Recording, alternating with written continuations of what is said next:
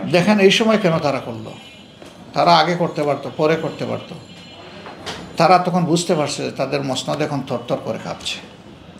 এই মসনদ টিকানোর জন্য তারা চিন্তা করেছে তাইলে দেখি সর্বশেষ একটা ট্রাম্প কার্ড আমরা খেলি। এই ট্রাম্প কার্ড খেলতে গিয়ে তারা জামাতের সংগঠনকে অন্যায়ভাবে সম্পূর্ণ এখতিয়ার বহির্ভূতভাবে তারা নিষিদ্ধ করেছে। কারা?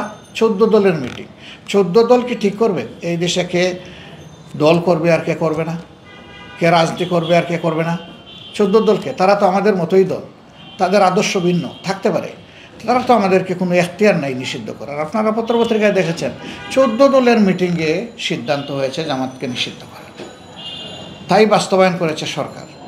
তাদের উদ্দেশ্য ছিল তখনকার এই তীব্র গণ আন্দোলনকে ভিন্ন খাতে প্রবাহিত করে মানুষের দৃষ্টিকে ওই দিকে নিয়ে যাওয়া। তারা এটা করবে, তাদের ধারণায় যে আমরা বিপুল সংখ্যক মানুষ নিয়ে রাস্তায় নামবো, প্রতিবাদ করব, আর তারা তাদের সকল শক্তি নিয়ে আমাদের উপরে ঝাঁপায় পড়বেন। ওই সময় গণ আন্দোলনের দিকে আর মানুষের কোনো দৃষ্টি থাকবে না, ওইটা মোমেন্টাম হারাবে আর সমস্ত কিছু চলে আসবে এই দিকে। আমরা তাদের পাতা ফাঁদে পা দিইনি, এটাই ছিল মূল কথা। এর আগে তো সেনাপ্রধান তার ওখানে আমাদের সকল রাজনৈতিক দলকে ডেকেছিলেন। সকল বলতে সেখানে বিএনপি ছিল, আমরা ছিলাম, এরশাদ সাহেবের জাতীয় পার্টি ছিল, তারপরে ক্রমান্বয়ে যোগ দিয়েছেন মৌলানা মামুনুল হক সাহেব, তার সাথে সম্ভবত আরেকজন ছিলেন, আর চরমনাইয়ের মুফতি ফজল করিম সাহেব ছিলেন ইসলামী আন্দোলনের, এরপরে আসিফ নজরুল সাহেব ওখানে আগের থেকেই ছিলেন। মোটামুটি এই কয়টা দল এবং ব্যক্তি সেখানে ছিলেন। ওখানে আলোচনা হয় যে বাংলাদেশের এই পরিস্থিতিতে আমাদের করণীয় কি, সামনে কীভাবে আগাবো। ওখান থেকেই পরামর্শ করার পরে সেনাপ্রধানকে মূলত আমরা পরামর্শ দিয়েছিলাম যে বিষয়টা আপনি প্রেসিডেন্ট মহোদয়ের সাথে যোগাযোগ করে আপনি সম্পন্ন করেন। একটা পর্যায়ে দেশের এই অবস্থা দেখে তিনি নিজে অনুভব করলেন যে এই কাজটা একা তার পক্ষে বা সেনাবাহিনীর পক্ষে করা সম্ভব নয়, এখানে সরাসরি রাজনৈতিক নেতৃবৃন্দের সহযোগিতা দরকার। তখন তিনি আমাদেরকে অনুরোধ করলেন বঙ্গভবনে যাওয়ার জন্য। এটা আমাদের জন্য আসলে সেই সময় একটু বিব্রতকর ছিল। আমরা বঙ্গভবনে যাব, রাজনৈতিক দলের নেতৃবৃন্দ বা কর্মীরা যারাই যাবে তারা তো যাবে প্রেসিডেন্টের দাওয়াতে, কিন্তু আমরা অনুরোধটা পাচ্ছি সেনাপ্রধান থেকে। দেশের সার্বিক অবস্থা বিবেচনায় নিয়ে এবং এটাকে একটা গুরুতর ইমার্জেন্সি বিবেচনায় নিয়ে আমরা তখন ওনার ডাকে সাড়া দিলাম এবং আমরা গেলাম। সেখানে যাওয়ার পরে প্রেসিডেন্ট মহোদয় ছিলেন, তার সাথে আমাদের অর্থবহ আলোচনা হয়েছে।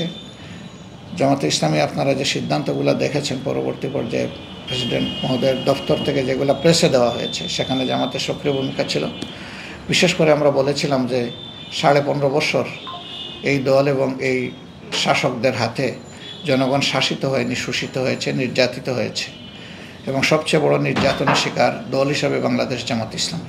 দল হিসাবে বাংলাদেশ জামাতে ইসলামের সবচেয়ে বড় নির্যাতনের শিকার। আমাদের একটা বক্তব্য ছিল যে 15.5 বছর সরকারের দুঃশাসন, অপকর্ম, নির্যাতনের বিরুদ্ধে, শোষণের বিরুদ্ধে, লুণ্ঠন এবং কারাপশনের বিরুদ্ধে আমরা আন্দোলন করেছি। এতে বহু প্রাণ চলে গেছে, বহু লোক শহীদ হয়েছেন। জামাতে ইসলামের 1-2 করে 11 জন নেতাকে জুডিশিয়াল সিস্টেমে কিলিং করা হয়েছে। এসবগুলো ঠিক, বহু লোককে গুম করে রাখা হয়েছে, কিন্তু এই আন্দোলনের ফিনিশিং আমাদের হাতে হয়নি, রাজনীতিবিদদের হাতে হয়নি, রাজনৈতিক দলের হাতে হয়নি, এটি হয়েছে আমাদের তরুণ ছাত্র যুব সমাজের হাতে। অতএব আমরা যারা আজকে এখানে আলোচনার টেবিলে বসেছি, আমাদের পরামর্শ আপনি নেবেন ঠিকই, কিন্তু আলটিমেটলি ছাত্র যুব সমাজের কথা শুনতে হবে।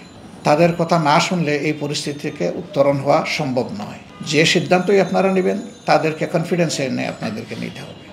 আলহামদুলিল্লাহ সেটা গৃহীত হয় এবং অ্যাকর্ডিংলি সেভাবেই কোর্স অফ অ্যাকশনগুলো আগায়। আর আমরা ওখানে ছাত্ররা যারা নিহত হয়েছে তাদের ব্যাপারে শোক প্রস্তাবের জন্য দাবি তুলি, এটাও হাউস গ্রহণ করে। এরপরে তাদের জন্য দুয়ার প্রস্তাব দেই, সেটাও করা হয়। এছাড়া অন্যান্য আলোচনা যেগুলো আপনারা দেখেছেন সবগুলোতেই আমাদের সায় সমর্থন এবং বক্তব্য ছিল।